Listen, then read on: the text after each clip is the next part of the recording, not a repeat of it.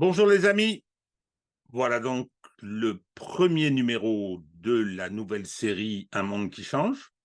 Je vais recevoir mon ami Romain Migus, qui est, comme je le dis au début de la vidéo, puisque celle-ci a été enregistrée, là c'est une petite introduction que je fais, c'est Tintin. Il est assez extraordinaire, il est jeune, et dès qu'il se passe quelque chose en Amérique latine, il y fonce. Il se débrouille pour trouver des moyens et il va y passer un bon moment pour comprendre le déroulement des choses.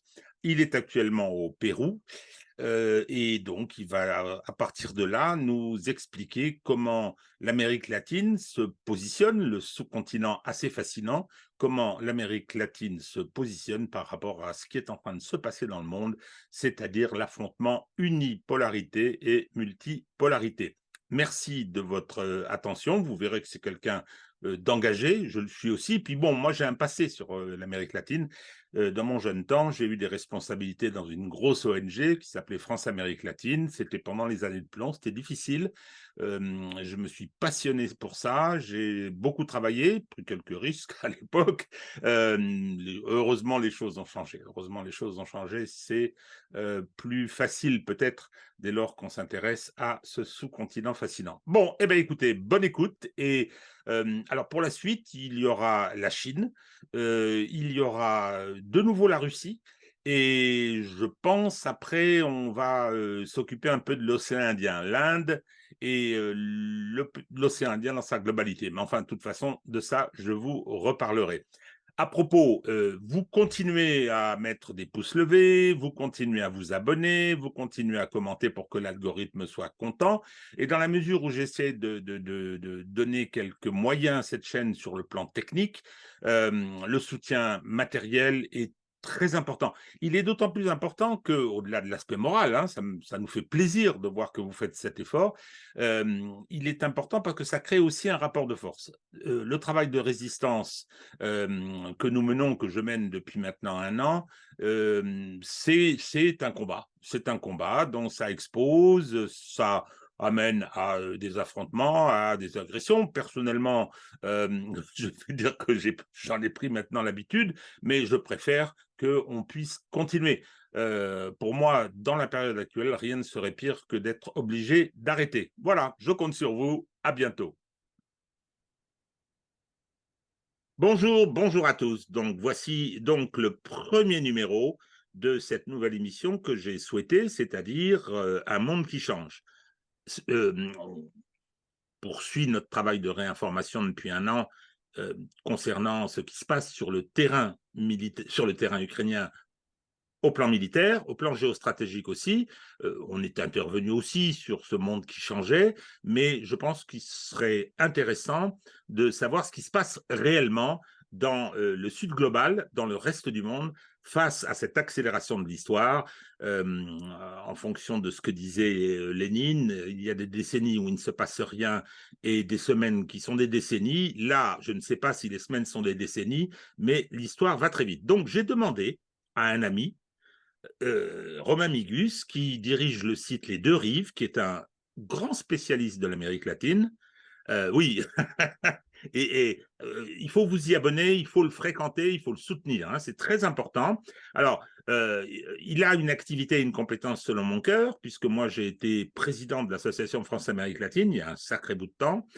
J'ai vu l'évolution du sous-continent. C'était l'époque des années de plomb, c'était dur, ça a été difficile.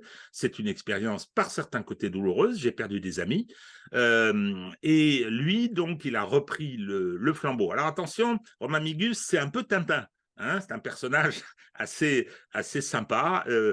Dès qu'il se passe quelque chose en Amérique latine, bah, il y va, il s'y précipite. Hein. Il va d'un pays à l'autre. Alors actuellement, il est concentré sur le Pérou, d'où il va nous parler. Et je lui demande, et je vais lui passer la parole, je lui demande donc de nous dire où va l'Amérique latine.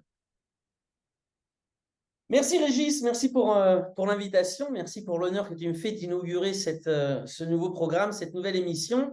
Le monde qui change, bah oui, effectivement, là, il change à grands pas. Donc, comme tu disais, je parle en ce moment depuis le Pérou où je vis, non? J'ai aussi vécu dans d'autres pays d'Amérique latine. Alors, je ne suis pas si concentré que ça en ce moment sur le Pérou, mais plus sur l'Argentine, puisqu'il va y avoir des élections présidentielles en Argentine, donc à la fin du mois d'octobre, le 22 octobre, qui vont être très intéressantes, qui nous concernent tous et qui peuvent changer la face de l'Amérique latine, nous verrons bien. Et on colle parfaitement au sujet d'aujourd'hui, qui est un peu l'Amérique latine dans le monde multipolaire. Parce que le monde, il change partout, je dirais, particulièrement aussi en Amérique latine. Mais pour parler du monde qui change, il faut savoir de quel monde est en train de changer. Et tu parlais toi-même que tu avais connu l'Amérique latine dans les années dures, les années de plomb, dans les années 70 et 80. Ben, c'était pendant ces années 70 et 80, particulièrement en Amérique latine, que s'est installé le néolibéralisme à coup de Kalachnikov, enfin non d'ailleurs de plus, à coup de M16.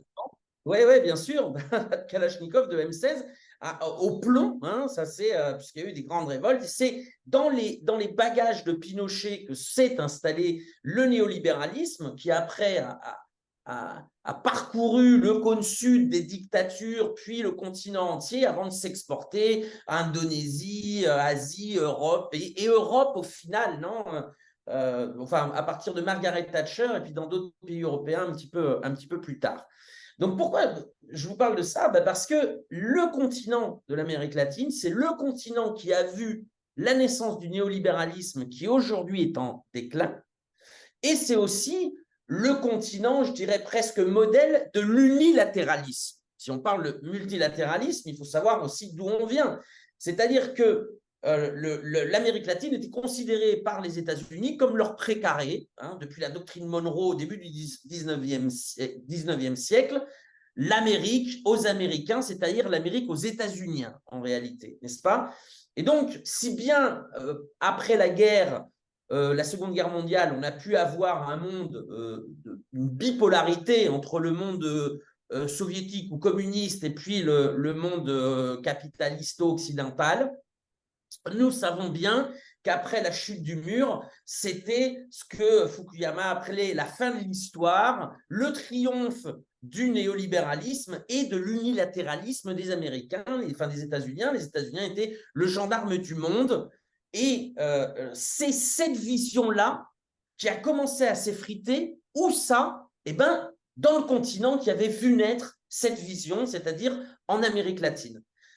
Le néolibéralisme avait fait des ravages au niveau social, non, avait réduit une grande partie de la population dans la pauvreté et l'extrême pauvreté, mais avait aussi détruit les classes moyennes, notamment par une série de crises bancaires, par exemple au Venezuela en 94, en Équateur en 99, en Argentine en 2001. C'est très fort, hein, la crise bancaire. C'est la classe moyenne supérieure qui va se coucher le vendredi et le lundi, elle se réveille. Il n'y a plus d'argent dans les comptes. Elle a absolument tout perdu. Et comme il n'y a pas d'État pour pouvoir pallier cette crise bancaire, les gens se retrouvent sans rien du jour au lendemain. Bon, je veux dire, au niveau régional, tout ce système était chapeauté par une organisation supranationale, l'Organisation des États américains, qui était nommée par les patriotes latino-américains, le ministère des colonies, puisque l'OEA était dominé par les USA. Donc, on a, à la fin des années 90, on a ou dans les années 90, on a vraiment un continent sous la botte des États-Unis et de son modèle, ce fameux consensus de Washington que les États-Unis cherchent à imposer en Amérique latine, privatisation, atomisation de la société, réduction de l'État à sa portion minimale et individualisation des ports de toutes les sociétés latino-américaines. Les États-Unis, à la fin des années 90, proposent même, fort de leur domination unilatérale, proposent de dollarifier le continent en créant une zone de libre-échange entre les Amériques et que la monnaie unique de tout le continent soit le dollar. Voilà, on en est là dans les années 90. Donc, évidemment, là, 20 ans après, c'est rien 20 ans, c'est rien. 20 ans après, la donne a énormément changé. La donne a énormément changé, notamment parce que les peuples se sont révoltés contre les ravages du néolibéralisme. D'accord ? avant de mettre en question le monde unipolaire à laquelle ils étaient soumis, à l'Empire américain. Ce sont les ravages du néolibéralisme qui amènent des gouvernements patriotes comme celui de Chavez au Venezuela, Kirchner en Argentine, Correa en Équateur, Evo Morales en Bolivie, Daniel Ortega qui revient au Nicaragua. J'en oublie quelques-uns, mais il y a aussi une dynamique donc de contestation du régime néolibéral et aussi de celui qui l'impose, c'est-à-dire des États-Unis, non pas forcément on va dire que l'anti-impérialisme est à degrés divers. Il est très fort dans des pays comme le Nicaragua, Cuba ou Venezuela, qui sont des pays révolutionnaires. Il est un petit peu moins fort dans certains autres pays, mais en tout cas, les fissures du monde unipolaire commencent déjà à se voir. Alors, ce que tu viens de dire concernant les trois pays, j'ai des souvenirs. Il faut bien que moi aussi j'ai un peu de nostalgie. Ces trois pays qui ont eu maille à partir très tôt avec les États-Unis. Cuba, on sait. Hein, Cuba, on sait, je parle bien de la fin du 19e et tout le 20e siècle. Et le Nicaragua, c'est pareil. Et le Venezuela a été confronté également aux États-Unis de façon assez dure. Petit détail qui m'avait surpris quand j'ai été dans ces pays, c'est que le sport national, c'est le baseball, hein, la pelota. Comme ils disent, c'est assez étonnant. Hein, voilà une des traces fortes. Ils sont extrêmement anti-yankees, mais ils jouent au baseball. Bon, donc, je te repasse la parole après cette petite bouffée de nostalgie. Oui, ils jouent au baseball, pourquoi? Parce que ça a été des colonies des États-Unis, non? Et c'est l'Amérique centrale était carrément des colonies des États-Unis, donc pour le Nicaragua. Cuba, avant la révolution de 1959, l'était aussi. Et le Venezuela, par le pétrole. Les lieux les plus démocratiques du Venezuela, c'était les terrains de baseball où les ingénieurs pétroliers états-uniens jouaient au sport ou avec les ouvriers vénézuéliens. Voilà, donc là, on a l'exemple est parfait parce que dans tout le reste du continent, bien évidemment, on joue au football. Pourquoi? Oui. Parce qu'il y a une prédominance aussi des apports et des échanges avec les populations venant de l'Europe. Hein, voilà. Et là, tu vois, on a des cas d'école hein, de comment la colonisation va jusque dans les mentalités, dans les cultures et dans le sport. Alors, comme je le disais en introduction, ça commence à changer. Le néolibéralisme là, est mis en cause par toute une série de gouvernements. J'ai quand même oublié de citer Lula, excusez-moi du peu, Ah oui. dans la liste que j'ai faite tout à l'heure. Lula arrive au pouvoir au début. Et l'Uruguay, avec comment...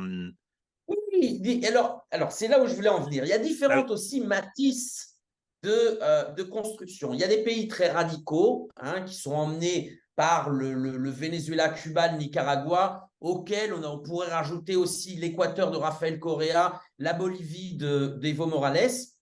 Il y a des pays, pour différentes raisons, qui vont être beaucoup plus modérés, n'est-ce pas comme alors le Brésil, en tout cas au niveau de la contestation du néolibéralisme, même si Lula a fait des avancées faramineuses en sortant 30 millions de Brésiliens de la pauvreté, je parle de ses premiers mandats, le Brésil était plus, à l'époque, hein, vous vous rendez compte, était plus timoré que d'autres pays révolutionnaires. Et puis après, il y avait d'autres options. C'est là je veux en venir, c'est très important, beaucoup plus timorés comme l'Uruguay, voire le Chili de Michel Bachelet. Le Chili de Michel Bachelet, c'était François Hollande, hein, grosso modo. Il n'empêche que depuis Michel Bachelet jusqu'à Hugo Chavez, les latino-américains ont pris conscience de l'importance de l'intégration latino-américaine.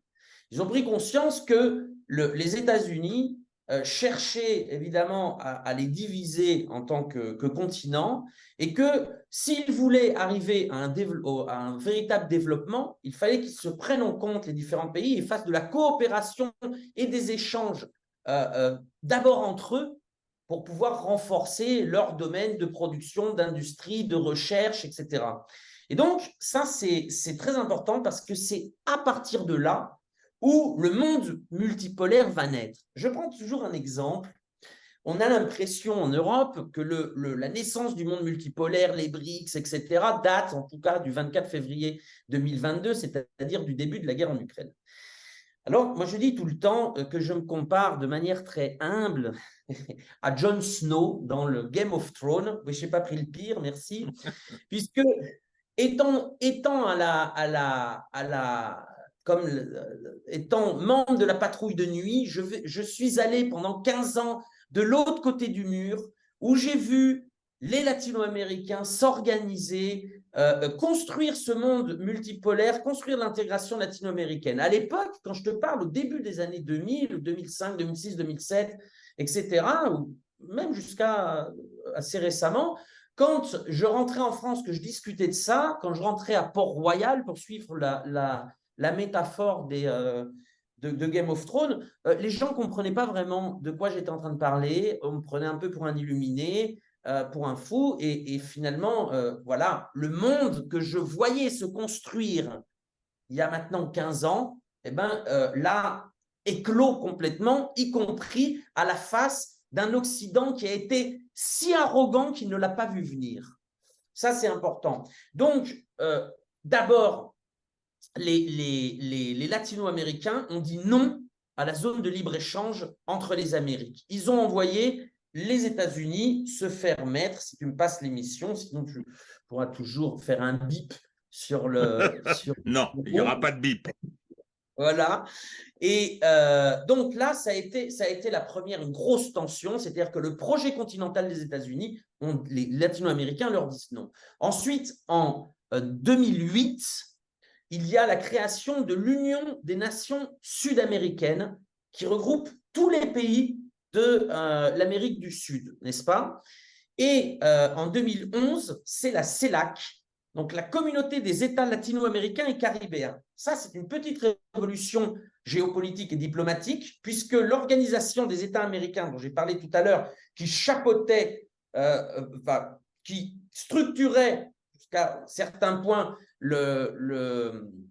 la région, ou en tout cas les échanges au sein de la région, et qui était chapeauté par les États-Unis, l'Organisation des États américains comprend tous les pays d'Amérique latine, de la Caraïbe, plus les États-Unis et le Canada. La communauté des États latino-américains et caribéens comprend tous les pays latino-américains et de la Caraïbe, sans le Canada et sans les États-Unis. Bon, ça, c'est pas rien, bien évidemment. Et à partir de ces créations, je dirais, dans la première décennie, donc qui déjà préparait le monde multipolaire, on a vu des liens se tisser avec le reste du monde. Je pense particulièrement au forum ASA. Alors ça, je pense que tes auditeurs n'en ont jamais entendu parler, pourtant À c'était commencer par moi. Hein. Voilà. C'était quelque chose de révolutionnaire. C'était un forum Amérique du Sud, Afrique. Cela réunissait les 12 pays d'Amérique du Sud et les 46 pays d'Afrique. Pendant 3 jours où il y a... Ah, on a un petit, donc je vais suspendre l'enregistrement. Ça avait coupé, c'est bon, ça reprend.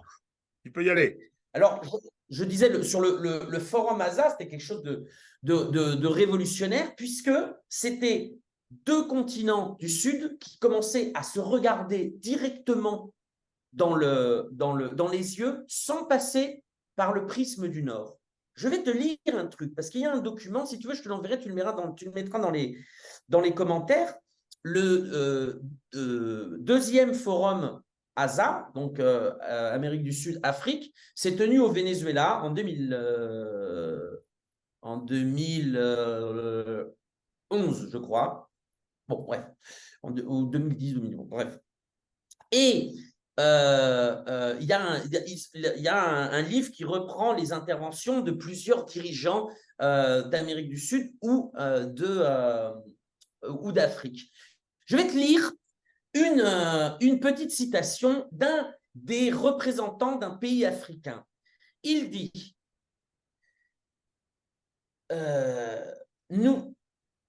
il dit Nous devons faire un OTAN pour le Sud. Et ce n'est pas une action terroriste, c'est une action pour revendiquer nos droits. Nous devons remplir le vide qui existe parce qu'il nous manque des organisations et nous pouvons le voir sur une carte du monde. Regardez le Nord, regardez l'Atlantique Nord. Il n'y a pas de séparation, il n'y a pas d'abysme. L'Amérique du Nord est reliée à tous les points de vue à travers les communications, les bateaux, tout avec l'Europe. Néanmoins, dans l'Atlantique Sud, nous voyons qu'il y a un énorme vide et ce vide, nous devons le remplir, nous devons créer l'OTAN du Sud. Est-ce que tu sais qui a dit ça? Non, je ne sais pas, mais c'est assez impressionnant, hein, effectivement, comme programme. C'était en deux. Attends, que je te dise pas de bêtises, parce que là, je vais quand même. Je voudrais pas dire de bêtises. Je voudrais reprendre la. C'était en 2009. C'est Muammar Kadhafi. Tiens. Muammar Kadhafi a fait un discours sensationnel ce jour-là. Alors, l'ASA, ce qu'il faut bien voir, le forum ASA, c'était sous l'impulsion de Muammar Kadhafi pour l'Afrique et sous l'impulsion de Lula et d'Hugo Chavez pour l'Amérique du Sud. Et sur ce deuxième forum, il y a eu un tour. Moi, je me rappelle, je l'ai vu. Alors, je n'étais pas présent sur le site, je l'ai vu à la télé. C'était retransmis au Venezuela. Donc, je vivais au Venezuela à l'époque. C'était retransmis en direct toutes les interventions de tous les présidents, donc des 12 présidents d'Amérique du Sud, des 12 chefs d'État africains. Enfin, faut aimer ça, hein, je te l'accorde. C'était fantastique. Et c'était en 2009. Là, c'était le monde multipolaire naissant. C'était le monde multipolaire naissant. Il y avait eu un très beau discours aussi, je me rappelle, de Mamadou Tandja. Mamadou Tandja était à l'époque président du Niger et un an après, il va être dégagé par un coup d'État parce qu'il avait voulu vendre de l'uranium aux Chinois. Donc, on voyait en plein dedans. L'Afrique et l'Amérique du Sud ont commencé à reprendre des relations directes, notamment ce qui est vraiment vrai pour le Venezuela et le Brésil, en montant des ambassades dans énormément de pays africains. C'est-à-dire que là, on a un monde multipolaire. Le Venezuela, bien évidemment, avait retracé des liens évidemment forts avec tous les pays de l'OPEP, donc du Golfe, Arabie Saoudite, Qatar, etc. Avec l'Iran, ils avaient de très bonnes relations. Et en fait, depuis l'Occident, on disait toujours oui, en fait, c'est un peu des relations entre pestiférés. Alors, pestiférés de qui? De l'Occident, peut-être, mais en réalité, ça dépassait ce cadre. C'était la construction d'un monde où il n'y a plus de centre ou de pouvoir décisionnel. Ce n'est plus Washington, ce n'est plus empire britannique ou français. Ce n'est pas non plus Moscou ni Pékin. C'est une multiplicité de polarités entre des pays du Sud et surtout entre des pays souverains et autonomes qui n'entendent pas rendre des comptes à un quelconque suzerain, fussent-ils les États-Unis. Et là, il y a évidemment deux acteurs qui rentrent en jeu, mais particulièrement un.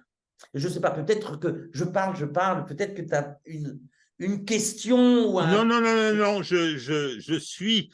Parce que ce que tu nous montres, c'est extrêmement important et je dirais plus c'est impressionnant. Hein. Moi, j'en étais resté, c'est vrai, j'en étais resté à l'Amérique latine martyrisé, hein, c'était vraiment le terme. Hein. J'ai fait un article pour l'anniversaire du coup d'État du 11 septembre 1973 et qui est effectivement symboliquement l'élément fondateur du néolibéralisme. C'est-à-dire que la CIA avait demandé aux Chicago Boys de préparer un document, de préparer un programme, hein, et ensuite, une fois que le coup d'État téléguidé par les Américains a eu lieu, ils l'ont mis en œuvre. Et ça a été une décennie d'horreur. Je pense que historiquement, il faudra quand même y revenir. Hein. L'Argentine en particulier, mais il n'y avait pas que l'Argentine, c'était une abomination. Et puis en Amérique centrale, il y avait les insurrections qui étaient noyées dans le sang. Non, non, ça reste une expérience difficile. Mais j'en étais un petit peu resté sur ce sentiment. Les choses ont continué. les plaques tectoniques ont continué à bouger. Alors, là, je parle aux spectateurs, dans mes discussions avec Romain, hein, Romain, il me dit, mais en Amérique latine, ça travaille depuis longtemps, parce que c'est clair que, pour moi, le facteur déclenchant, et dans l'article dont je parle, c'est au 24 février 2022 que j'ai fixé la déclaration de décès du néolibéralisme. Alors, le coma va peut-être être long, probablement, il va être agité, c'est sûr, mais lui me répond, non, non, ça a commencé avant, les plaques tectoniques se bougeaient, se mettaient en place, et finalement, le 24 février n'a été qu'un révélateur.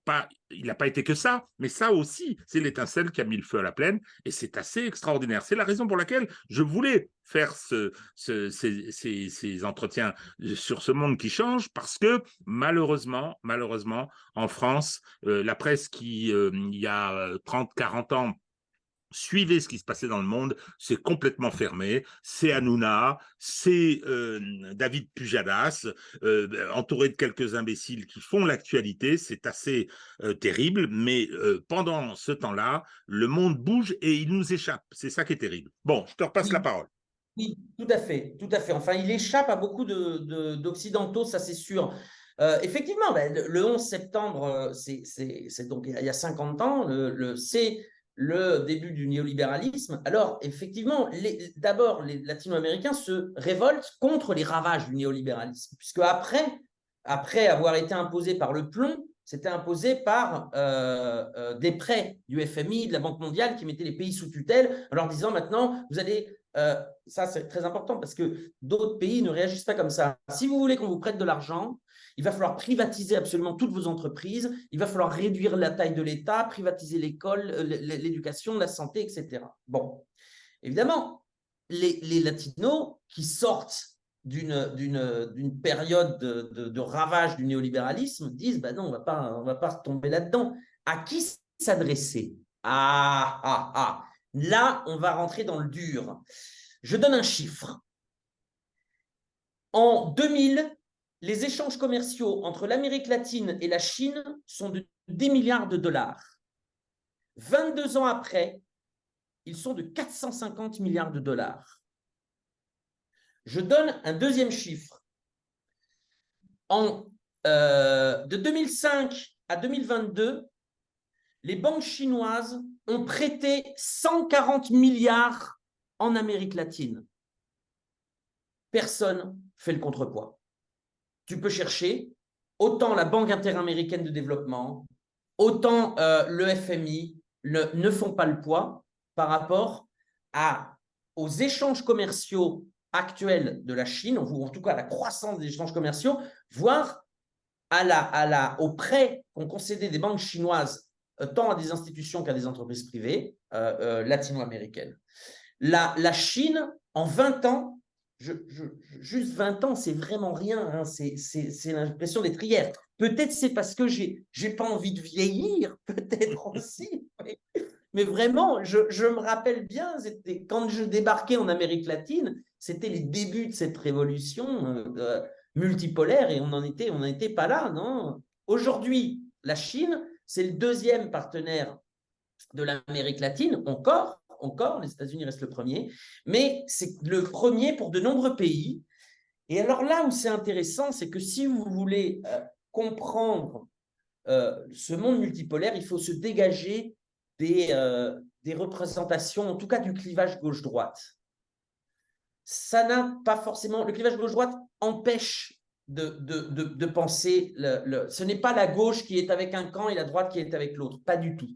Pas du tout. On le voit d'ailleurs, les plus guerriers, les plus va-t-en-guerre européens, ce sont les Verts allemands, par exemple, voire le SPD allemand, donc qui serait...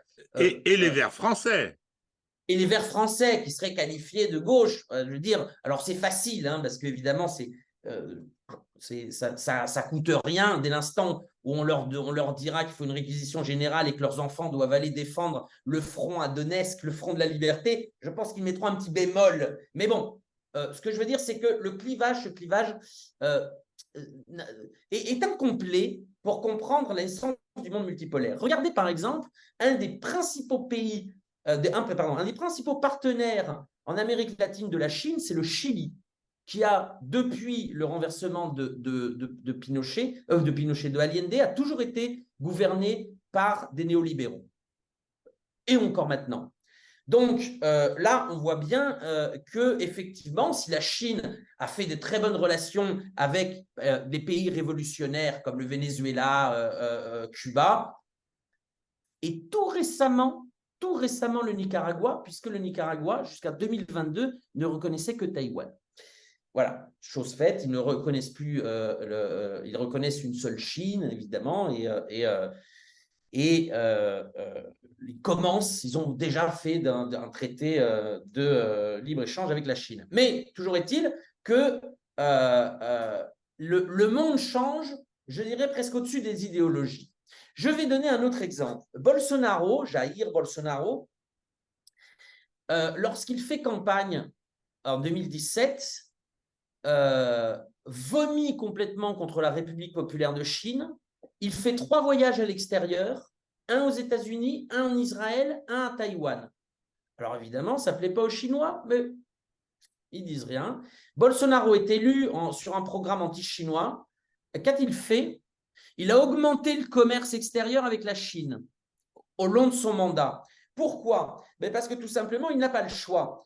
25% du commerce extérieur du Brésil allait en Chine, et principalement dans le secteur de l'agrobusiness et de l'énergie, c'est-à-dire les soutiens économiques et financiers de Jair Bolsonaro, qui lui ont dit, mon petit coco, tu vas baisser ta voix sur la Chine, parce que nous, on fait du business, n'est-ce pas? Et bien, ce business, il a augmenté avec sous Jair Bolsonaro. Donc là, on voit que finalement, même des gens qui sont viscéralement opposés ou viscéralement liés au monde occidental et qui sont anticommunistes finissent par accepter les données du monde multipolaire naissant. Parce que ça en profite, c'est le fameux adage chinois de l'harmonie et du gagnant-gagnant, n'est-ce pas? Bénéficiaire.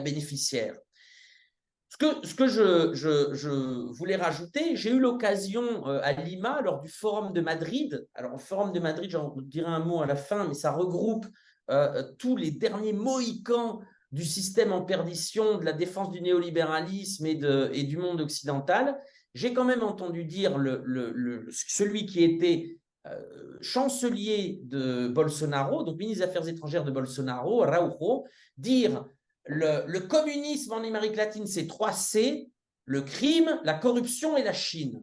Oui, d'accord. Enfin, quand on regarde la tête du Brésil à la sortie du Jair Bolsonaro, on a les 3 C et on a surtout le C de Chine qui s'est étendu. Donc, je reprends donc un grand partenariat entre l'Amérique latine et la Chine. En 2014, je vous ai parlé de la CELAC, cette communauté des États latino-américains et caribéens, donc qui est née en 2011. 3 ans après, en 2014, la CELAC crée un forum permanent avec la Chine, notamment dans le but de coordonner les initiatives des nouvelles routes de la soie en Amérique latine. Donc là, on est dans la construction d'infrastructures qui vont favoriser le commerce et le développement. Alors, je prends un exemple assez rigolo, qui est l'exemple du port de Chancay au Pérou. Si vous voulez si vous voulez passer des cargos de containers… Juste une petite incise. Oui. Quand on parle de la BRI, des nouvelles routes de la soie, de la mise en place de ces infrastructures de transport, qu'elles soient terrestres ou maritimes, on dit la Chine en a besoin pour exporter. C'est vrai. Mais la Chine en a besoin pour importer. C'est-à-dire que le commerce, il est bilatéral. Il est des deux côtés. Les Chinois, c'est l'atelier du monde, je veux bien, mais ils ont des besoins. Donc, dans différents domaines. Et c'est quand ils parlent gagnant-gagnant, bon, c'est du business. Ils ne sont pas faciles toujours dans le business, les Chinois. On en parlera peut-être la semaine prochaine. Je dis peut-être parce que le principe est acté. Quelqu'un qui est à Hong Kong, on doit faire une émission équivalente à celle-ci pour parler de la Chine. Mais c'est très important de voir que les échanges sont dans les deux sens, même si, je veux dire, la puissance exportatrice de la Chine est évidente. Oui, tu fais bien de Alors, on revenir en là-dessus était parce sur que le port du Pérou, dont tu m'avais parlé. on entend des Là. voix, mais oui, mais tu fais bien de me dire ça parce qu'on entend des voix qui disent oui, mais on est en train de remplacer l'impérialisme des États-Unis par l'impérialisme chinois ou russe. Bon, ça, c'est une vaste connerie. C'est une vaste connerie. Un impérialisme ne se maintient pas sans base militaire. Combien de bases militaires à la Chine dans le monde? Une à Djibouti. Voilà, c'est tout. La discussion s'arrête là. La mentalité chinoise n'est pas du tout cette mentalité impériale de l'Occident et qui a maintenu les pays du Sud sous leur joug depuis maintenant 5 siècles. Voilà. Alors, après cette petite transition, ce petit rappel, on va dire, je disais le port de Chiang Kai. Aujourd'hui, pour faire un trajet de la côte pacifique du continent américain jusqu'en Chine, enfin, pardon, pas jusqu'en Chine, jusqu'en Asie, vous avez deux ports. Long Beach aux États-Unis et Manzanillos au Mexique. Le reste, ce n'est que du cabotage qui va d'un port à l'autre, etc. Mais pour exporter en Asie ou pour importer depuis l'Asie, c'est uniquement ces deux ports. Alors évidemment, ça fait que l'Amérique du Sud, qui est assez loin tout de même des États-Unis et du Mexique, elle est un peu exclue finalement du commerce, de ces routes de commerce international, et certains produits, notamment certains produits manufacturés, vont coûter plus cher parce qu'à chaque fois, il y a des intermédiaires qui se sucrent pour faire descendre les produits, etc. etc. J'ai des exemples personnels, par exemple. Aujourd'hui, par exemple, moi, ça me coûte moins cher. J'ai acheté un câble pour une caméra. Ça m'a coûté moins cher de le commander sur Amazon, de l'envoyer en France et que la personne en France me l'envoie par la poste chez moi au Pérou. Tout ça m'a coûté moins cher que de l'acheter au Pérou. Voilà. Pourquoi? Parce qu'en France, on a Le Havre, on a Rotterdam, on a Anvers et on a des grands ports qui peuvent canaliser les importations de l'Asie, notamment de Chine, dans le cas où je parle. Au Pérou, va se construire un troisième port. Le port de Chiang Kai, à 80 km au-dessus de Lima. Ça va révolutionner la face de l'Amérique latine, de l'Amérique du Sud notamment. Ça va la révolutionner parce qu'il va y avoir des échanges directs entre le Pérou et l'Asie, enfin le port de Chiang Kai et l'Asie, plus évidemment du cabotage sur tous les grands ports de l'Amérique du Sud. Je parle de Buenaventura en Colombie, je parle de Guayaquil en Équateur, je pense à Valparaíso aussi au Chili. Et puis, il existe déjà un couloir interocéanique, comme il l'appelle, entre le Pérou et le Brésil. Je pense qu'aujourd'hui, il est très peu utilisé. Je pense que si le port se développe, il y aura aussi un accès du Brésil directement à l'Asie en passant par le Pérou. Donc là, on voit, et quand je dis l'Asie, tu vois, je me suis repris en disant Chine, Chine, Chine, c'est l'Asie, c'est-à-dire ce port de Chiang Kai, c'est en direction alors, de Shanghai, des grands ports de la Chine, bien évidemment, mais aussi de l'Inde, de l'Indonésie, du Vietnam pour la confection de vêtements, etc., etc. On ne passe plus par le Nord. Les Latino-Américains et les Sud-Américains ne passeront plus par le Nord. C'est-à-dire que là, il y a vraiment un véritable changement qui se fait, notamment grâce au business. Et on le voit déjà, alors il ne faut pas non plus, j'arrêterai avec la Chine, il y a déjà des paiements qui se font en yuan, notamment du Brésil vers la Chine ou de l'Argentine vers la Chine, c'est-à-dire les deux poumons de l'économie latino-américaine auquel il faudrait rajouter le Mexique, et ces deux pays étant par ailleurs membres des BRICS. Donc là, on voit une nouvelle relation avec la Chine qui va tisser finalement une nouvelle carte du monde géopolitique. La multipolarité, elle est là, elle se construit, et en Amérique latine, elle est en construction depuis maintenant 20 ans. Alors tu vas me dire, bon, tu nous parles de la Chine, il y a quand même un gros mastodonte aussi qui est juste à côté, qui est la Russie. Alors, en ce qui concerne la Russie, ça ne t'a pas échappé puisque tu as été un des plus grands scruteurs et commentateurs de de la guerre en Ukraine. Et donc, tu as vu que au début, même si à l'ONU, même si une majorité de pays latino-américains a condamné la Russie dans la formulation de l'ONU qui parlait d'invasion, n'est-ce pas? En revanche, aucun pays latino-américain a accepté de stopper son commerce bilatéral avec la Russie ou d'appliquer les sanctions que les Européens et les États-Unis faisaient. À part, bon, il y a eu une petite coupe, vas-y, continue. Les pays latino-américains avaient décrété que l'Amérique du Sud serait une zone de paix et qu'il fallait par-dessus tout préserver la paix sur le continent. Et donc, les pays latinos ont refusé de livrer des armes à l'Ukraine, n'est-ce pas? Notamment des vieilles armes russes. Et là, c'est intéressant parce que bon, l'Argentine a dit non, le Mexique a dit non, la Colombie a dit non. Et oui, mais la Colombie est membre associé de l'OTAN. Donc, ce n'est pas rien quand la Colombie dit non, nous ne livrerons pas d'armes à l'Ukraine parce que ça serait faire de nous des belligérants, même si nous sommes loin. La Colombie décide que la paix sur le continent latino-américain, en tout cas en Amérique du Sud, vaut plus que son allégeance à l'OTAN.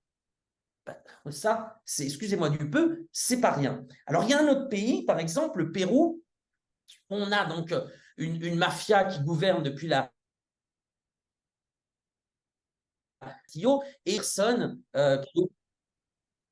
et une personne qui est depuis le palais présidentiel, mais qui n'a pas de protecteur. Donc, il y a eu on a demandé à Mme Boluarte, enfin les États-Unis ont demandé de livrer des armes.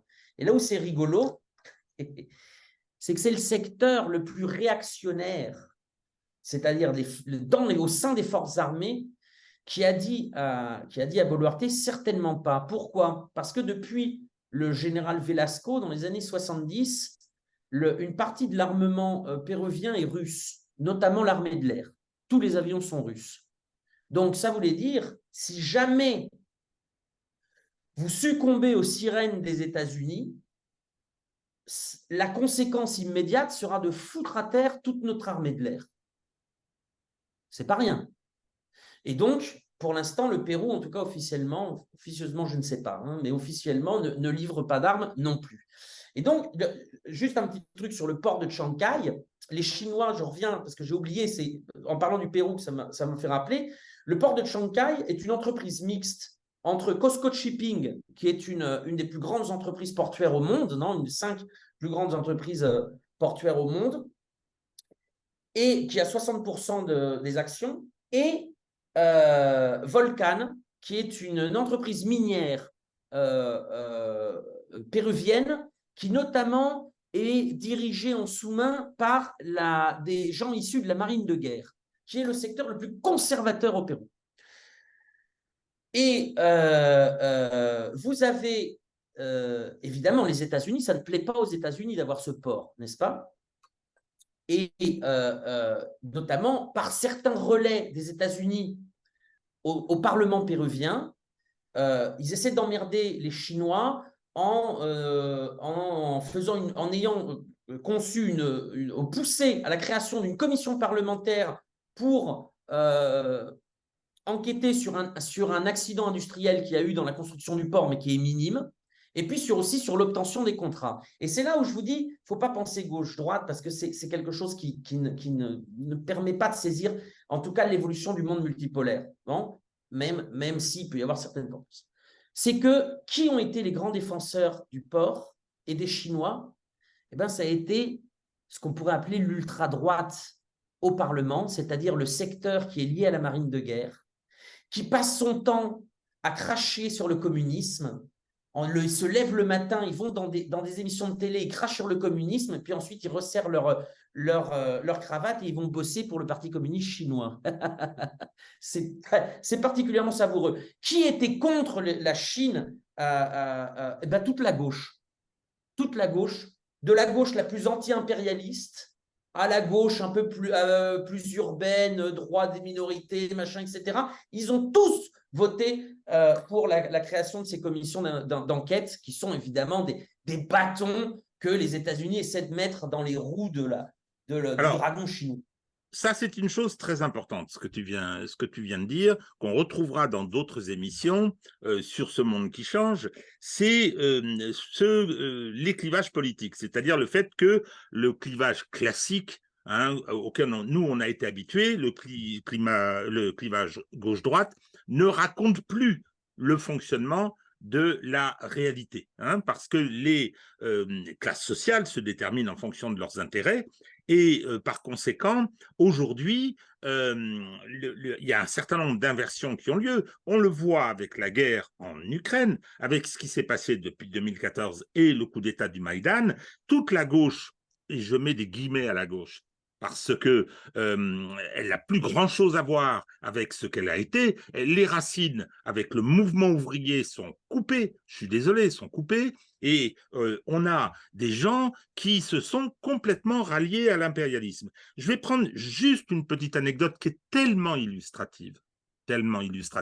On va s'éloigner 5 minutes de l'Amérique latine, on va remonter au nord et on va arriver au Canada. Bien, au Canada, il y a eu l'événement que l'on connaît, qui est celui de l'accueil triomphal d'un nazi, accueil dont les participants qui l'ont acclamé savaient très bien de qui il s'agissait, en particulier de Justin Trudeau et naturellement Zelensky. Et donc, qui a protesté? Parce que c'est un incendie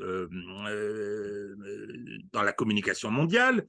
Les Russes boivent du petit lait, évidemment. Il y a un certain nombre de gens qui ont protesté. Il y a des gens très honnêtes. Je pense à Arnaud Klarsfeld, par exemple. Je suis en désaccord sur 99% des problèmes politiques, moyennant quoi il a toujours été extrêmement réglo sur cette question. Et je constate l'incroyable silence de la gauche européenne. Alors, je vais commencer par les États-Unis. On voit Madame Alexandra Ocasio-Cortez, qui est l'idole de la petite bourgeoisie française, qui n'est pas de gauche. Elle est gauchiste, ce qui n'a rien à voir. Les gauchistes, je les connais depuis 1968. Je sais très bien que le social ne les intéresse pas. Ce qui compte, c'est ce qu'aujourd'hui le wokisme met en avant. Bien, toujours est-il que il y a Madame Ocasio-Cortez qui sort du Congrès, où elle est élue. On lui demande, mais qu'est-ce que vous en pensez? Elle a refusé de répondre. À aucun moment, elle a critiqué une horreur. Enfin, bon sang de bonsoir. Et quant à la France, où sont-ils?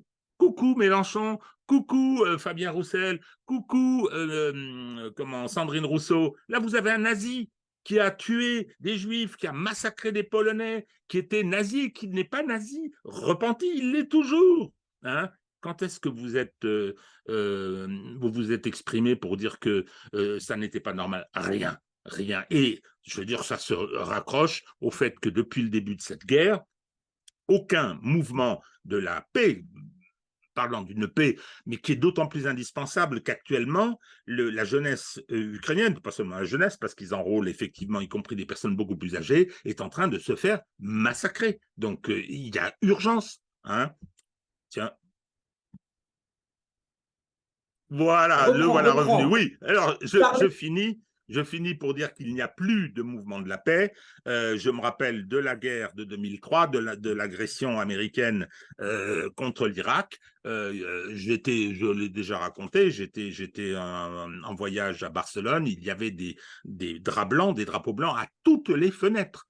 C'est terminé. C'est terminé. Tous ces gens-là poussent à l'affrontement, exhalent ce qui est quand même extraordinaire. Je rappelle que le chef de la entre guillemets diplomatie européenne, c'est M. Josep Borrell, un Catalan. C'est lui, avec un racisme assumé, vient dire oui, vous comprenez, l'Europe c'est un jardin, le reste du monde c'est la jungle. Ou moi, je trouve que ça sera une des caractéristiques de ce qui s'est passé là depuis un an. C'est une forme d'inconscient qui est réapparu, c'est-à-dire le rapport de l'Occident au monde, hein, le rapport de l'Occident qui a colonisé la planète, qui a été dominant, hein, la globalisation étant la forme moderne de la domination occidentale. Eh bien, cet Occident a une façon de considérer le reste du monde qui est, je vais utiliser un mot fort, hein, qui est raciste. Je le dis, Oui, oui. et ça concerne, les Russes. Bon, je te repasse la parole. J'ai exprimé mon petit coup de colère devant la passivité de cette fausse gauche. Oui, oui, non, mais, alors, mais c'est bien que tu dises ça parce qu'effectivement, gauche ou pas gauche, aujourd'hui, le clivage, il est surtout de voir finalement la gauche européenne reste la gauche européenne reste occidentale avant tout. Et donc, du haut de son arrogance quasiment coloniale, eh ben, elle va aller mépriser toute une série de pays et ne saisit pas le moment, non pas pour être de gauche ou de droite, mais pour être occidentale. Voilà. Évidemment, je dis juste qu'il faudrait penser très rapidement à s'adapter parce que le monde change vite. Là, on a l'exemple de l'Amérique latine. Il n'y a pas que l'Amérique latine, n'est-ce pas? Il y a aussi l'Asie, alors ça, je n'en parle pas. Il y a aussi l'Afrique. Figurez-vous que l'Afrique, via l'Union européenne, va peut-être même plus vite que les latino-américains dans leur relation, par exemple, avec la Chine. Donc, vous voyez, là, les plaques tectoniques, là, ont bougé il y a 20 ans. Aujourd'hui, on en est à l'explosion. Hein. Et donc, c'est comme ça que, bon, après, Alors, par exemple… dis-moi, j'aurais une Oui. question, Romain. Tu nous as décrit effectivement, je veux dire, un monde qui est en train de bouger. C'est presque, je veux dire, ça vibrionne, quoi. Ça part un peu dans dans tous les sens. Non, tout ça est très concret, très rationnel d'une certaine façon. L'économie joue son rôle. Hein, c'est un impératif. Il y a manifestement ce que tu nous décris, c'est une forme d'émancipation. Il y a un chemin d'émancipation qui est en construction, avec y compris des forces qui le soutiennent, le clivage n'étant plus pour les Américains contre les Américains, ça n'est plus un combat de libération nationale tel qu'il avait lieu. Je me rappelle que je parle de mon époque, que j'ai bien connue. Là, c'est un combat ou une évolution de libération nationale qui prend d'autres voies. Et le grand frère, qu'est-ce qu'il fait? Qu'est-ce qu'il dit? Comment il le vit, ça? Le grand frère, c'est celui qui est au-delà du Rio Grande. Il le vit justement, il est pas content, il essaie de garder la main sur son précaré. Alors je rappelle tout de même qu'on peut voir, il n'est pas resté sans chômer, en Oui, chômant le grand frère. j'imagine. Je rappelle tout de même, coup d'État en Honduras, on avait vu l'implication notamment d'Hillary Clinton, qui était secrétaire d'État à l'époque. Coup d'État donc ça c'était en 2009, coup d'État au Paraguay en 2012. Le Venezuela, on compte même plus les tentatives de coup d'État sponsorisées par les États-Unis, tellement qu'il y en a. Mais on gardera celle de 2014, celle de 2017 et celle de 2019. Tout échoué évidemment devant le bloc chaviste uni autour de Nicolas Maduro, du président Nicolas Maduro, à Cuba, au Nicaragua en 2018, le coup d'État contre Pedro Castillo. Ça, je vais même vous donner un scoop, Régis. Je Attends, n'en ai est-ce que pas tu parlé. peux rappeler, parce que en France, mon pauvre, toi tu es au Pérou, moi j'ai suivi ce qui s'est passé au Pérou, l'élection de Castillo de très peu, et ensuite la façon dont il a été renversé, si tu peux nous rappeler un peu ce qui s'est passé.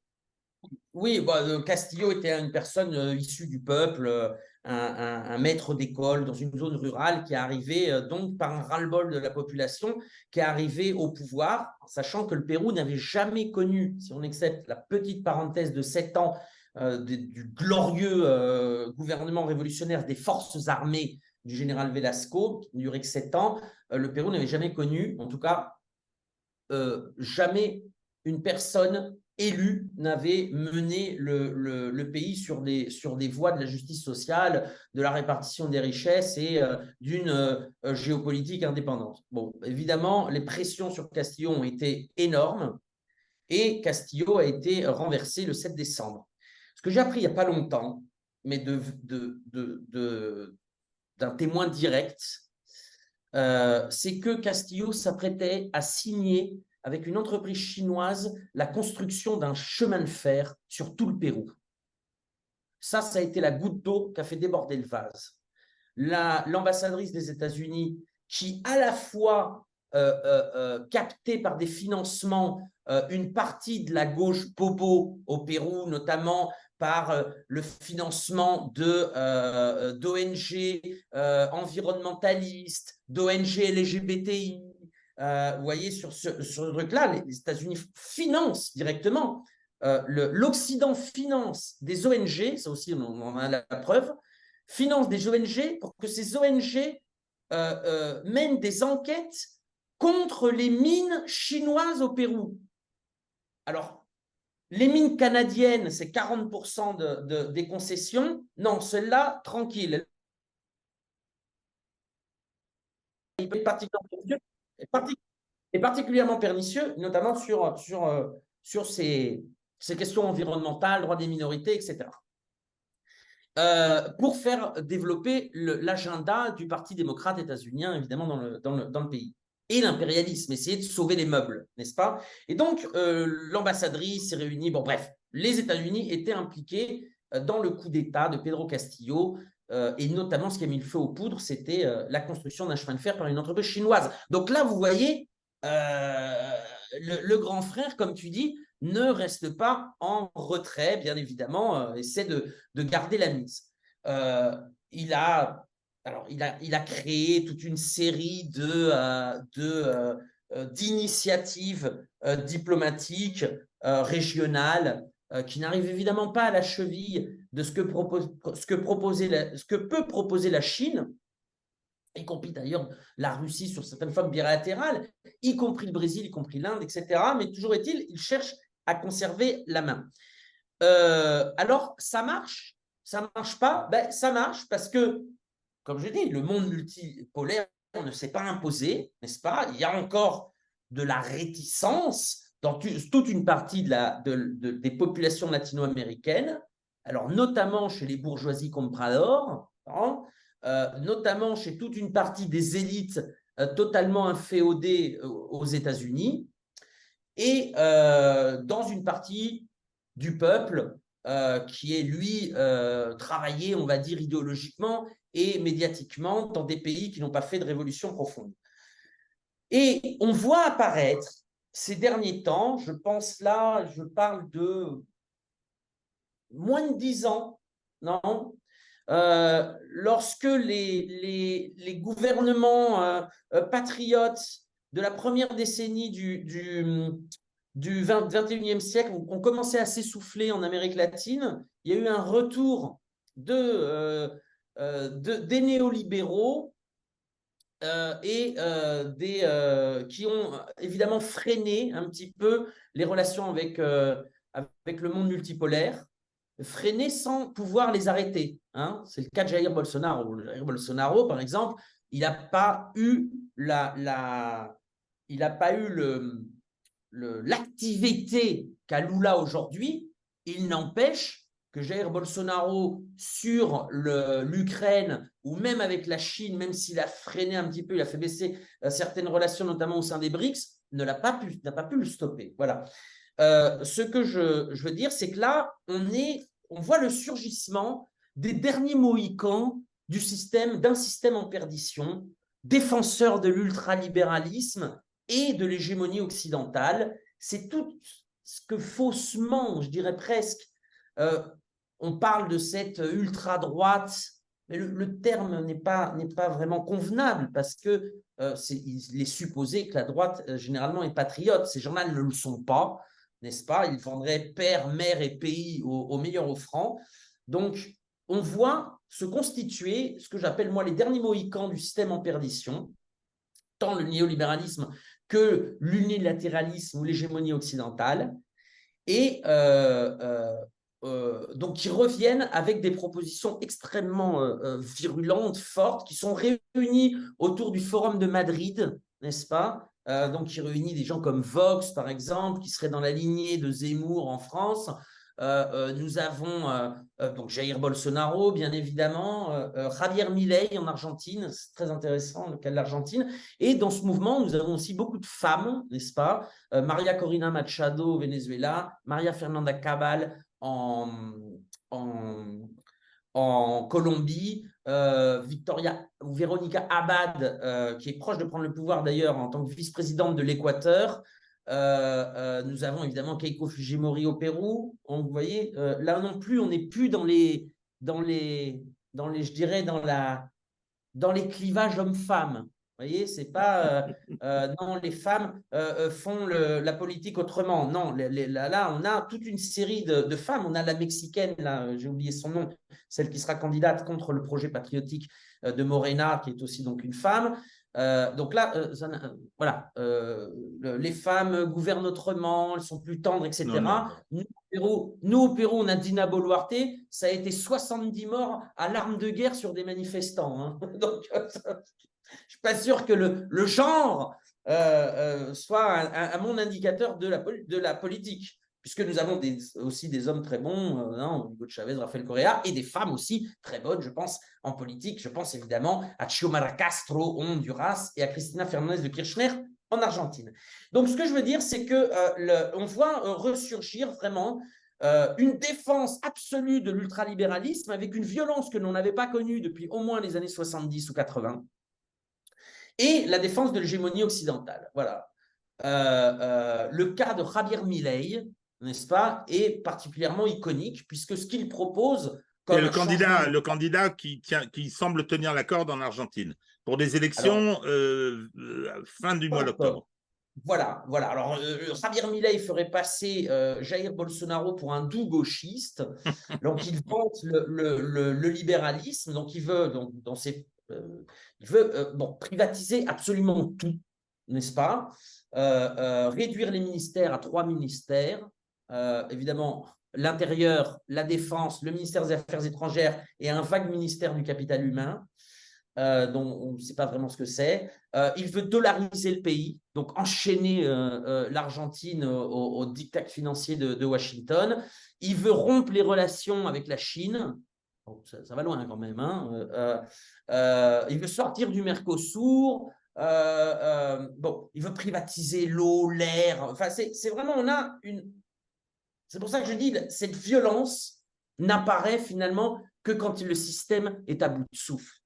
C'est pour ça que je dis que c'est un peu les derniers Mohicans. Et je pense, personnellement, que malgré le fait qu'il y ait des résistances face à ce monde multipolaire qui est plus que naissant et face au déclin du néolibéralisme, j'aurais tendance à croire en analysant les changements depuis les années 2000 en Amérique latine, où je vis depuis donc un changement que j'ai vu, j'étais en présence. J'aurais tendance à croire que nous sommes plus dans même si ces gens peuvent gagner, freiner, etc., nous sommes plus dans comment dirais-je, dans le rôle des enfants. Nous avons tous fait ça dans notre jeunesse, qui construisent un barrage en sable pour empêcher l'océan de monter, et puis qui arrive durant quelques temps, et puis au final, c'est l'océan qui inonde tout. On a tous joué à ça quand on était gamin, ou alors nous n'avons pas eu d'enfance. J'exagère un petit peu. À condition d'être au bord de la mer avec des marées, hein, parce qu'il fallait quand même avoir des plages à marée basse pour faire ça. Mais alors, si je te comprends bien, si je te suis bien, c'est que la contradiction principale, alors c'est schématique ce que je vais dire, mais la contradiction principale, c'est bien celle du moment, c'est-à-dire multipolaire, unipolaire, c'est-à-dire pour ou contre l'Occident. Alors ça ne veut pas dire je vais affronter l'Occident, je lui déclare la guerre, c'est pas ça. C'est simplement ma voie, mon avenir, ma voie de développement se fait sans l'Occident ou s'il ne veut pas contre lui. Hein. Dans l'avenir, c'est la voie de mon développement, de mes échanges commerciaux, de mon développement économique, social, etc., passe par les pays passe directement et sans filtre avec les pays avec lesquels j'ai envie de commercer, et ne passe plus par un filtre impérial des États-Unis ou de l'Occident en général qui me dit tu n'as pas le droit de commercer avec lui, tu ne peux pas faire ceci avec ce pays, il faut que tu nous achètes à nous, etc. etc. C'est-à-dire que, et ce n'est pas moi qui le dis.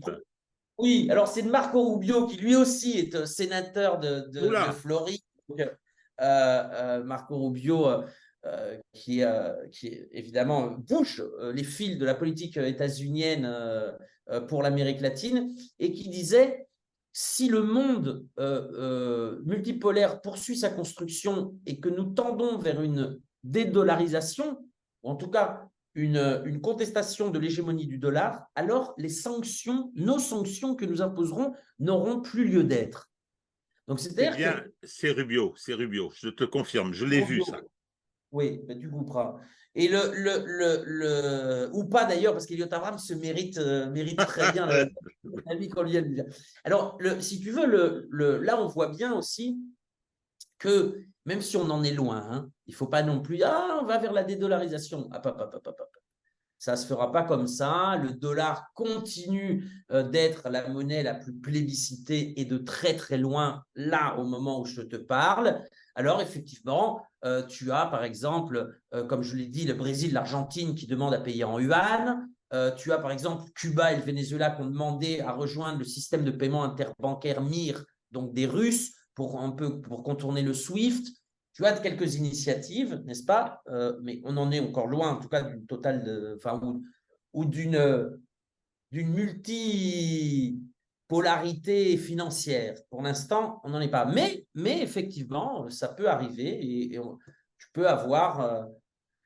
Ça peut arriver en passant par, alors ça ne sera pas des dizaines et des dizaines de monnaies, mais en tout cas, effectivement, quelques monnaies qui mettent en cause l'hégémonie actuelle du dollar. Ça rentre évidemment dans la construction du nouveau monde multipolaire. Alors, la dédollarisation, tu as raison de dire, c'est l'usage qui est fait et la puissance encore du dollar. Bon, mais je crois qu'on est tombé à 40% hein, dans l'utilisation, dans les échanges internationaux. On était à 60% il y a 10-15 ans. Mais je pense que le problème va venir de la vraie maladie du dollar. C'est-à-dire que le dollar, c'est une monnaie, le pétrodollar essentiellement d'ailleurs, c'est une monnaie qui permet aux États-Unis de vivre à crédit sur le reste du monde en sachant qu'ils n'auront jamais à rembourser leurs dettes. Or, ce système-là, il est en train de changer. Et je pense que, alors, la situation économique des États-Unis, hein, les problèmes qu'ils ont, les problèmes budgétaires, c'est-à-dire qu'aujourd'hui, la dette absorbe la totalité du budget fédéral. Je pense que les dangers que courent aujourd'hui les États-Unis sont majeurs. Il y a des dangers sur la situation sociale, la situation de la santé, la situation des infrastructures publiques, la guerre politique, la guerre civile politique. C'est pas vrai. C'est plus le débat entre deux partis, etc. Ils se font la guerre et c'est une guerre à mort. Hein. On a fait élire une marionnette, Biden, on poursuit Donald Trump en inventant des procédures invraisemblables. Non, c'est fini. Le consensus sur lequel reposait le fonctionnement des États-Unis, hein, il est détruit. Ce sont des intellectuels américains, des politiques américains, des économistes qui disent attendez, mais où va-t-on? Où va-t-on? Dans quelle direction va-t-on? Donc ça, je pense que c'est pas de nature effectivement à améliorer la position des États-Unis dans le combat multipolarité contre unipolarité qui est en train de se dérouler.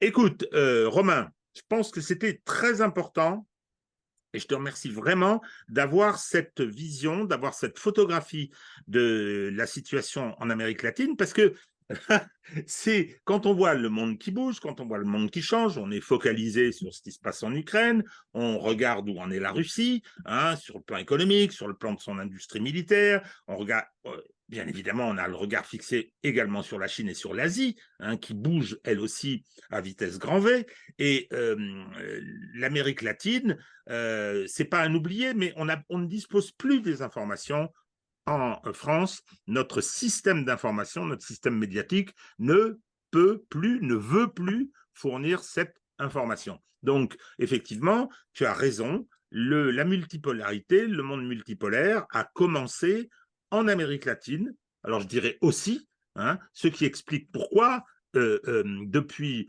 que l'étincelle a mis le feu à la plaine, c'est-à-dire depuis le 24 février 2022, le monde change aussi vite. Il était prêt et les choses se passaient. Tu nous as ouvert quelques perspectives. Bon, c'est sûr que ça va tanguer quand même. Hein. Ah, évidemment, évidemment, ça va tanguer. Là, on le voit bien avec ce que je disais, ce ressurgissement de féroces défenseurs du système en perdition. Ça ne va pas se faire du jour au lendemain. C'est un processus, mais enfin, quand on voit les évolutions entre 2000 et aujourd'hui, entre l'année 2000 et aujourd'hui, on se dit que ça va quand même assez vite. Alors, pour ce qui est de l'Amérique latine, c'est vrai depuis la France, la Belgique, la Suisse, on en a un petit peu, ça intéresse moins. Il y a moins d'informations et moi, je vous invite évidemment à regarder de plus près ce continent parce que c'est le continent qui a eu les premières réactions par rapport à ce système, tant le système ou la face néolibérale du capitalisme que le monde multipolaire naissant. Donc, évidemment, je vous invite à aller sur le site lesdeuxrives.info pour avoir une autre information. Alors, vous n'êtes pas obligé de nous croire, mais au moins, vous aurez une autre information pour vous aider à vous forger votre propre opinion. Voilà, ça c'est intéressant. Et puis, si jamais l'envie vous prend, parce que nous allons aller en Argentine pour couvrir les élections, nous avons ouvert une cagnotte pour cela. Si jamais l'envie vous prend de nous aider à vous offrir cet autre point de vue, cet autre son de cloche, ben, n'hésitez pas à nous soutenir à travers le site Les Deux Rives. Voilà. On suivra avec beaucoup d'attention les élections en Argentine parce qu'elles auront également valeur, elles auront une valeur significative très importante. Concernant ce que tu dis sur le fait qu'on s'est désintéressé de l'Amérique latine en France, c'est vrai, mais je l'ai vécu. Je l'ai vécu. Je me rappelle que lors des années de plomb, je me rappelle de la manifestation le lendemain du 11 septembre 1973, de la manifestation boulevard de la Tour-Maubourg devant l'ambassade du Chili, c'était toute l'union de la gauche. François Mitterrand était au premier rang. Ça a été, on a reçu, la France s'est bien comportée, elle a reçu les exilés, elle a accueilli les réfugiés. Donc, toute l'Amérique latine était effectivement regardée. Ce qui se passait en Argentine, la gauche était mobilisée pour une solidarité. À l'époque, eh ben, cette fausse gauche s'en est désintéressée, au point que... Oui, vas-y. Je te coupe parce que là, c'est intéressant ce que tu dis.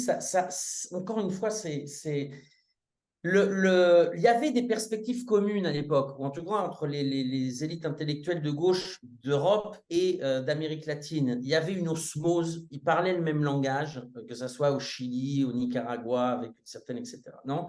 Donc, effectivement, tu avais des grandes mobilisations à cette époque-là pour l'Amérique latine, qui était vue aussi comme un continent pionnier, en tout cas, avec la victoire de Fidel Castro à Cuba en 1959.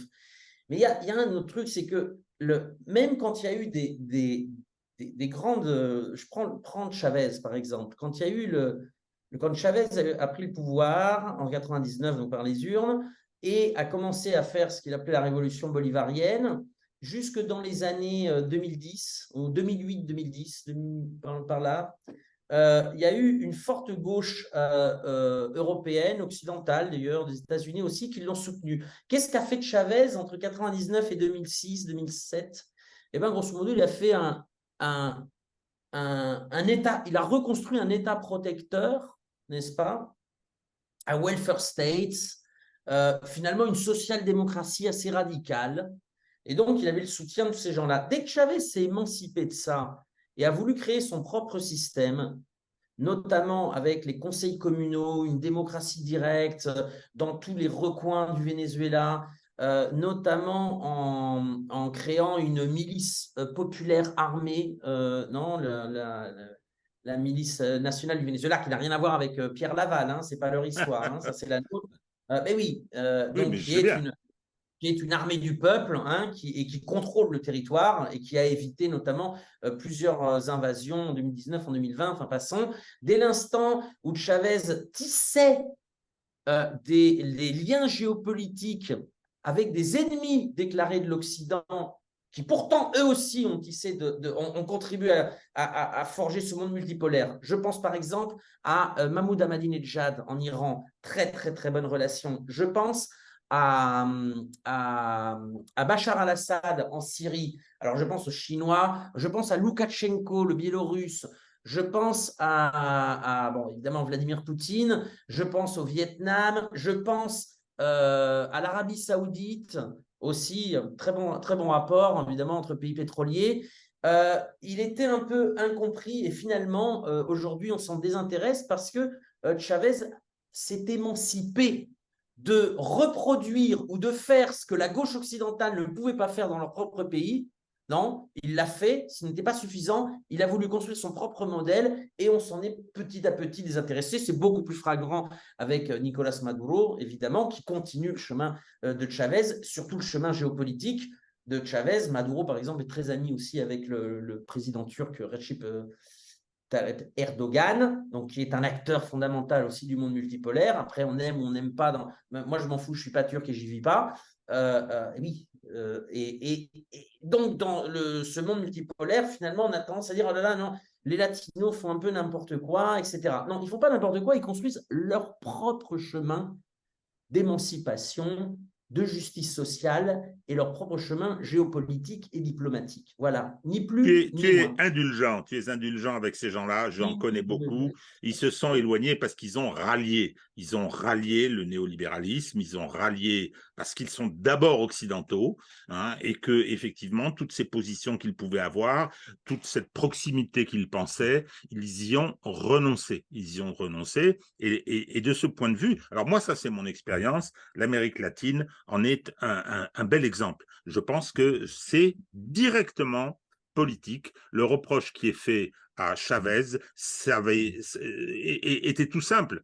Il était considéré par les États-Unis comme un ennemi. Or, ce sont les États-Unis qui commandent. Quand je vois comment Montebourg, lorsque Biden est élu, après une campagne électorale truquée, hein, la façon dont Sanders a été écarté, enfin, je veux dire, toutes ces magouilles. En plus, après, il y a eu les problèmes posés par la défaite de Trump, hein, et là, on acclamé Biden, au-delà de son état de santé, ce qu'est sa politique. Hein. Eh ben, ils étaient tous là. Montebourg était ravi, comment elle s'appelle, Hidalgo était enchanté. Non, ils ont rallié. Ils ont déserté le camp de la gauche. Ils se sont mis sous le parapluie américain.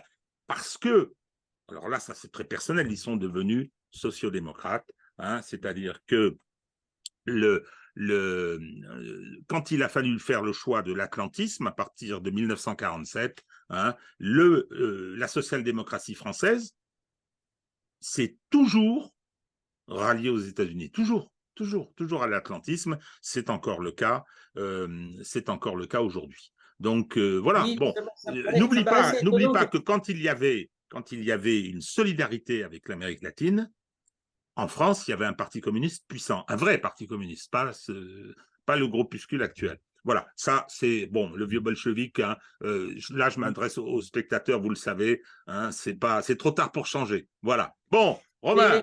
C'est vrai que, y compris dans la gauche qui se dit contre l'OTAN, etc., c'est quand même assez incroyable qu'elle soutienne absolument toutes les guerres de l'OTAN et au-delà des guerres, la vision atlantiste. Voilà. J'arrête parce que sinon, on est reparti pour 2 heures. Elle est pour l'OTAN. Hein. Bon, allez. Alors, à très bientôt, hein, puisqu'on reviendra vers toi pour les élections argentines.